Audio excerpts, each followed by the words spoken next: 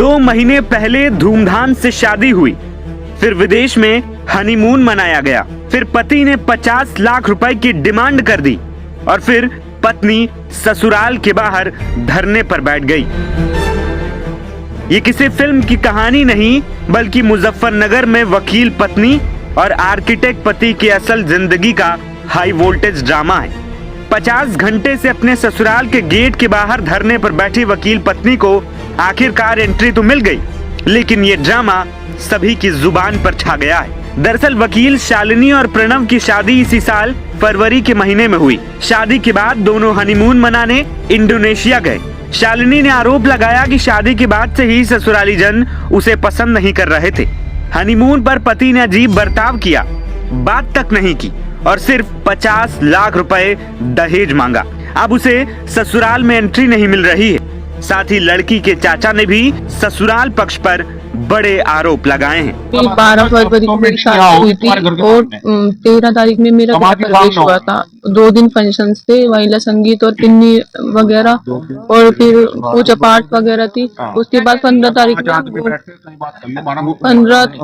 तारीख में घूमने गए थे। घूमने में 16 तारीख में वहाँ पे फ्लाइट से उतरे हैं। उतरने के बाद जाके रूम पे सो गए क्योंकि पूरी रात फ्लाइट में थे।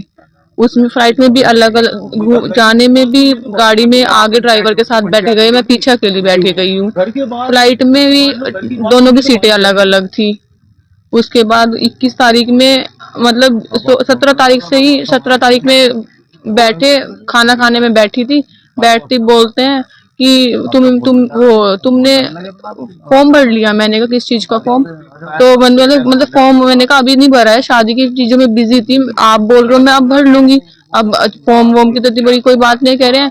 वो 3 चीजें मैंने तो शादी से पहले 3 शर्तें रखी थी कि बैंक अकाउंट की, पासपोर्ट की और उसकी ये फॉर्म पढ़ाई के रिलेटेड। वो मैं नहीं रह सकता तुम्हारे साथ।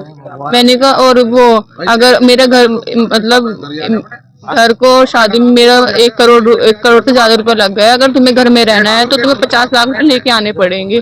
और जैसे मतलब अगर मैं तुम्हें किसी भी कीमत में वरना नहीं रखूंगा। ये चीज मैंने आज तक भी पापा को नहीं बताई। मैंने सोचा घर आके चीजें नॉर्मल बातें करके ठीक हो जाएंगी, बट आके 5-6 मीटिंग हो गई है हमारी साइड से। सिर्फ हम पापा चाचा वगैरह यही आए हैं। वो जो भी नए लोग जोड़े हैं सब लोग उन्होंने जोड़े हैं। हमने कोई भी लोग नहीं जोड़े हमने। अब जिनकी जुबान पे मैं घर रहने गई थी वे लोग अब ये कह रहे हैं कि हमने कोई जुबान नहीं दी है। और कल पुलिस को बुला के, मतलब मैं कल आई हूँ, मैंने पुलिस को कोई फोन नहीं किया है, कुछ नहीं किया है। और वो पुलिस को बुला के मेरे साथ बदतमीजी भी की गई है कि यहाँ से चली जाओ, वो तो सारी गलती तुम्हारी। मतलब पुलिस वाली ने भी मतलब बहुत बड़े वे आए थे, उन्होंने भी मेरे साथ बदतमीजी की है। जब मैंने यहाँ पे आगे कोई तमाशा नहीं किया, मैं सिर्फ बैठी हूँ। वो भी मैं यहाँ पे नहीं बैठी, सामने वहां बैठी थी। अगर मैं घर के बाहर कोई ड्रामा करती या कुछ करती तब तो वो मुझे डांट सकते थे, बट ये चीजें गलत है ना। मैं तो ये चाह रही हूँ अभी की फैमिली में बैठ के अंदर बात हो। मैंने उनसे मतलब जिनकी जुबान पे मैं गई थी, मैंने उनको यहीं पे बैठ के फोन मिलाया। मैंने किसी को और को भी नहीं फोन मिलाया। मैंने नवीन बंसल जी को फोन मिलाया, शंकर स्वरूप जी को फोन मिलाया। मैंने कहा मुझे भी अच्छा नहीं लग रहा है, लोग इस तरीके से देख रहे हैं, आप उनको बोलो अंदर बैठ के और तब बात करें। वे आए लोगों को पता नहीं कुछ वीडियो या फोटो दिखाए और रो धो के और गाड़ी में बैठ के चले गए। ये कोई तरीका थोड़ी ना होता है। मतलब 2 दिन शादी को नहीं हुए हैं, 1 महीना ही हुआ है, 1 महीना भी नहीं हुआ है। अगर उस बीच में मैं 22 दिन घर पे भी रह के आ गई, मतलब मुझे उन 22 दिन का भी जवाब चाहिए। अगर हमारी ट्विनिंग खराब थी दोनों की, 2 लोगों ने जुबान दे के मुझे घर भेजा है। अब वो 22 दिन में हमारी चीजें ठीक भी तो हो सकती थी ना, फिक्स करने की मैं अपनी साइड से तो कोशिश कर रही थी ना। उन 22 दिन में भी तो चीजें ठीक हो सकती थी ना। वे 22 दिन भी तो खराब किए हैं। उन 22 दिनों में इन्होंने क्या किया है फिर ये चीज? मतलब मतलब मैं ये चाहती हूँ, मैंने कोर्ट मैरिज नहीं की है, मैंने समाज के सामने शादी की है। हमारे 250 लोग आए थे तो 1000 लोग उनके भी थे। मुझे ये चीज मतलब मुझे फैमिली ही तरीके से चीजें सोल्व करनी है। मतलब मैं तो अभी भी कोशिश यही करूंगी, चीजें फिक्स करने की कोशिश करूंगी। मतलब ये चीजें हो गई है, फिर तो मुझे ये चीजें लग रही है पूरी प्री प्लानिंग की गई है, क्योंकि प्री वेड मतलब ये घूमने में गए हैं, वहां मैंने फोन यूज नहीं किया, फोटो शूट नहीं हुआ, जिसके साथ मैं जा रही हूँ वही मेरी वीडियो बना के वायरल कर रहा है, तो मैं किस बेस पे उस पर ट्रस्ट करूंगी, किस चीज पे ट्रस्ट करूंगी। दो वकील लेके बैठे हैं, कागज लेके बैठे, तो इसका मतलब तो उनका पूरा प्लान था ये कि मतलब सारा ब्लेम मेरे ऊपर डाल के और चीजें मतलब अगर पैसे ही ले दे के चीजें खत्म करनी थी तो शादी ही क्यों की थी उन्होंने।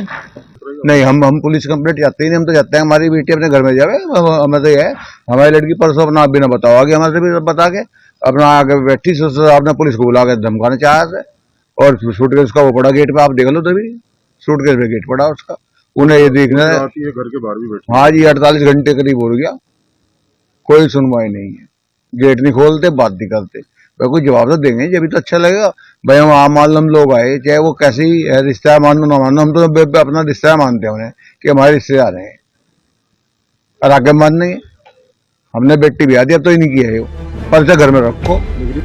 दूसरी तरफ पति प्रणव का कहना है कि शादी के बाद से ही शालिनी ने उसके साथ शारीरिक संबंध नहीं बनाए। इतना ही नहीं, प्रणव ने अपनी जान को खतरा भी बताया है और कहा है कि उसे डर है कि उसका हश्र भी कहीं मेरठ के नीले ड्रम कांड या फिर मुजफ्फरनगर के कॉफी जहर कांड जैसा न हो जाए। फिलहाल इस मामले में अब फैसला भी हो गया है। शालिनी को अपने पति प्रणव सिंघल के घर एंट्री मिल गई है।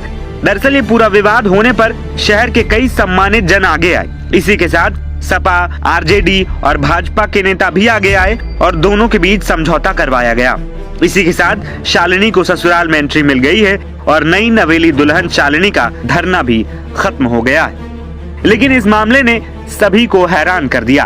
हंगामा टाइम्स की तमाम खबरों को देखने के लिए हंगामा टाइम्स को सब्सक्राइब कर लीजिए और बेल आइकन दबा लीजिए। अगर आपको ये वीडियो अच्छा लगा हो तो लाइक बटन प्रेस कर अपनी प्रतिक्रिया हमारे कमेंट बॉक्स में देना मत भूलें।